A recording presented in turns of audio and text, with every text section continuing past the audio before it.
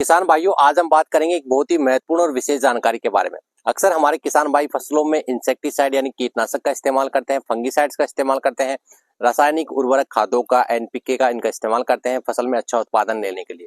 परंतु कई बार इनके इस्तेमाल से हमें दुष्परिणाम झेलने पड़ते हैं, हमारी फसल जलकर खराब हो जाती है और हमें बेहतर रिजल्ट्स नहीं मिलते हैं।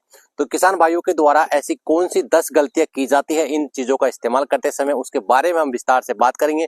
तो वीडियो में दी गई जानकारी को ध्यान से देखें और वीडियो पूरा लास्ट तक देखें, ताकि आप इस प्रकार की गलतियां अगर कर रहे हैं तो इनको सुधार कर अपने उत्पादन को बढ़ा सकते हैं और अपने पैसे और अपने फसल के नुकसान से आप बचाव कर सकते हैं। तो आइए शुरू करते हैं वीडियो। सबसे पहली गलती की बात करें तो गलत समय पर फसल पर स्प्रे करना। अक्सर किसान भाई दोपहर के समय पर फसलों पर स्प्रे करते हैं, जिसके कारण उन्हें बेहतर रिजल्ट्स देखने को नहीं मिलते।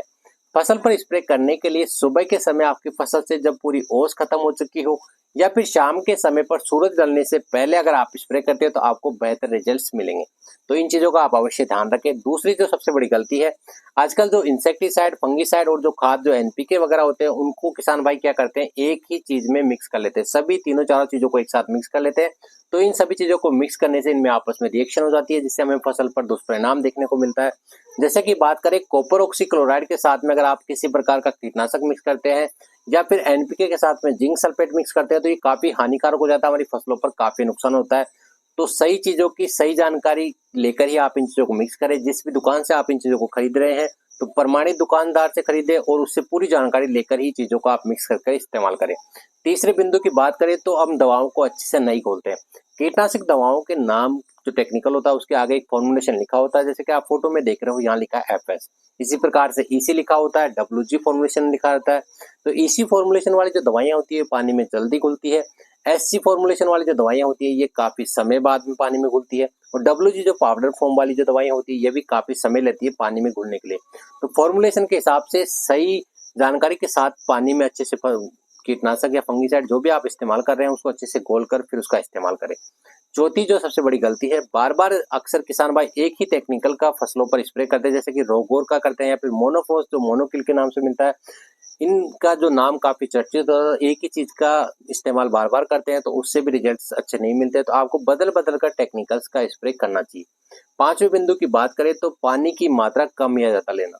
किसान भाइयों को जैसे बताया जाता है कि 100 लीटर पानी में आपको कोई दवा घोलनी है, तो किसान भाई 60-70 लीटर पानी लेते हैं। जैसे कि 1 एकड़ पर 5-6 स्प्रे जो पंप होते हैं 15 लीटर उसका इस्तेमाल कर लेते हैं। तो ये करना भी काफी गलत होता है। तो आपको प्रति एकड़ के हिसाब से कम 120 से लेकर 150 लीटर पानी है नॉर्मली सभी दवाओं के लिए इस्तेमाल करना चाहिए। छठे बिंदु की बात करें तो दवा की मात्रा कम ज्यादा होना।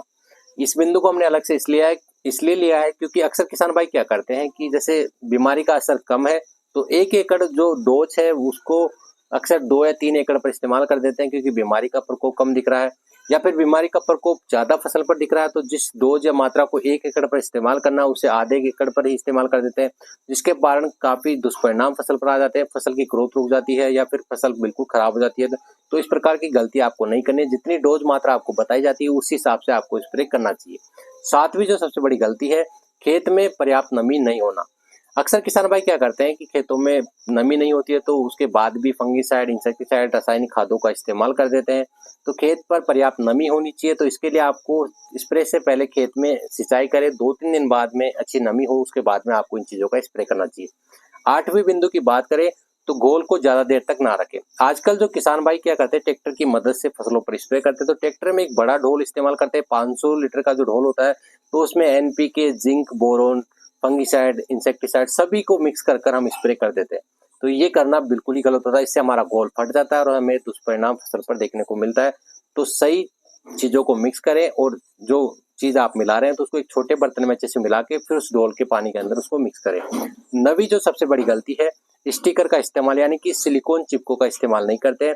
अभी जैसे बरसात का मौसम है, आपने कोई स्प्रे किया और जैसे 2-1 दिन में 3 दिन में बरसात आ गई तो आपकी जो कीटनाशक है वो बिल्कुल धुल जाएगा और आपको उतना अच्छा रिजल्ट नहीं मिलेगा। तो किसी प्रकार के खरपतवारनाशी इंसेक्टिसाइड में आप इस्तेमाल कर रहे हैं तो उसमें आप चिपकों का इस्तेमाल अवश्य करें। 10वीं जो सबसे बड़ी जानकारी है, ये किसान भाई को अक्सर पता नहीं होती है। 2 तरह के इंसेक्टिसाइड और फंगिसाइड हमें मिलते हैं, कॉन्टैक्ट बेस और एक सिस्टमेटिक। कॉन्टैक्ट बेस फंगिसाइड होते हैं, इनके परिणाम हमें 1 दिन में या 2 दिन में देखने को मिलते हैं। ये जल्दी रिजल्ट देते हैं और जल्दी इनका असर खत्म होता है। तो सिस्टमेटिक जो होते हैं इनका रिजल्ट धीरे मिलता है और लंबे समय तक इनका असर रहता है। तो इनकी जानकारी लेकर ही आप अच्छे से स्प्रे करें और जानकारी को अधिक से अधिक किसान भाई तक शेयर करें।